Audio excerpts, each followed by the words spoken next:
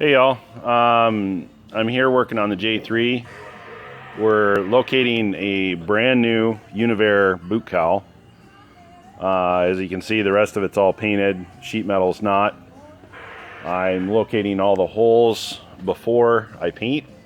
That way I don't have to fuss with it and scratch the paint later on. So here's the old cowl right here. There we go. You can see the pretty gargantuan holes that they had over the years since 1946. And it's kind of beat up. So the customer wanted to put a new boot cowl on it. And they're not cheap. They're expensive, you know, for what it is, and it'd cost more for me to make it than I could buy it. So we just bought one from Univair. And not selling for them or anything. I don't get any kind of commission or anything like that. But anyway, I was going to show how to locate the holes on the boot cowl so you don't mess up the boot cowl too bad. And it's actually pretty simple. I used to work at Horizon Air in the sheet metal shop, and we use this technique quite a bit. So you go down to your local store, or plastic store. Here it's Tap Plastics, but you can get real super thin Lexan. And I like Lexan because it's soft enough to where it won't crack. And if you get the really thin stuff, you can bend it around quite a bit of a curve. So the best thing to do, what I did, before I put the boot cowl on here when it was just the frame, I spaced out my holes. I looked at the old sheet metal here and looked at how many holes they had and just tried to match that, but they're not perfectly spaced, and I didn't like the spacing on them. So I spaced it a little differently, and hopefully I didn't muck it up too bad. I still have the Piper plate that I need to put there, so I got to figure that out. But what I did is I wanted all new holes, so we start off with small screws, and so I drilled the U channels underneath with a number 40 bit and spaced out equal spaces, you know, went 1.5 inches down here, 1.5 inches there, measured in between, then divided the distance to get the space center to center, and then spaced it out as close as I can with the scale. Same thing here, you know, I went 1.5 inches, and I think I went 3.5 inches from there because that's about what it was there. And then just divided by 3, and I had a little bit difference. It was like 3.5 down here and right on 3 here, something like that. I don't know. I don't remember the exact measurements. But anyway, then I put this piece of plexiglass up there and got it so I could catch these holes here, because those I can hit with a hole finder. And so I use a hole finder or a transfer deal like this, where it has a drill bushing and then a pin, and then you can get in between the sheet and the structure, and then you drill that hole right where the pin goes inside there, so you can locate all these holes. And I started on the bottom, I got all the slack out, and then I put the started on this side and kind of worked all the slack out so there wasn't too much oil canning. And then this will get pulled up when the screws get put in, so it shouldn't vibrate at all, and it should be real nice holes for several years. So anyway, I put that piece of plexiglass up there, and you can see I wrote right hand side up and forward, so I can, you know, make sure I locate the template in the right spot. And then I used a couple screws to tie in there, so it, you know, puts it in this way. This is the other side, so you can see the left hand side here. It's basically, I got it all drilled up and ready to go. And then that way you can kind of figure out where those little centerpieces go. And then put the boot cowl on, and I have my heat shield in here. That way,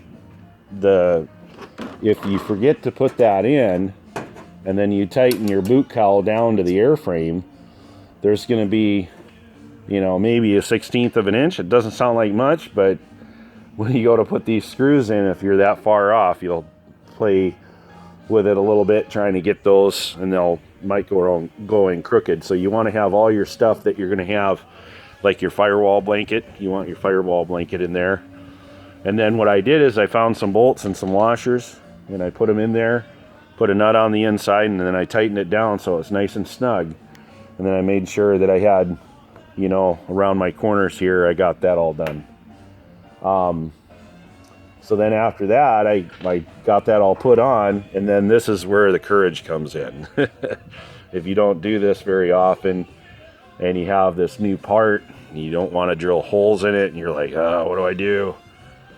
So you get that on there, and you if you need to, take a break. Go drink some coffee. Not too much, though. You don't want to be jittery. And drink some water, or, you know, just kind of relax. Take a nap if you need to. Who knows what time of day it is. I like doing stuff like this fresh in the morning when my brain's working well. When you get to the end of the day on a hot day, you're like, I don't want to do this. You make a mistake, especially if you're tired. You don't want to be drilling sheet metal when you're tired, because it's not like wood where you can patch it up. You can fill it with a rivet, but this stuff you can't. It's soft material, and it's going to be sticking out there. You know, everybody's going to see it, especially this side. This is the money side. You don't want to screw that up.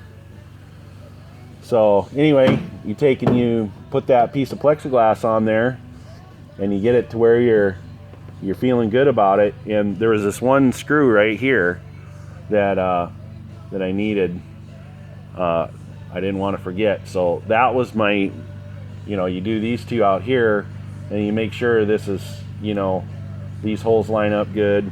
And then I popped that one in there, and then I put a screw in, and then I felt pretty good about the rest of them, and then I drilled them all.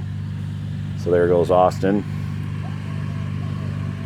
He's out flying today, lucky guy.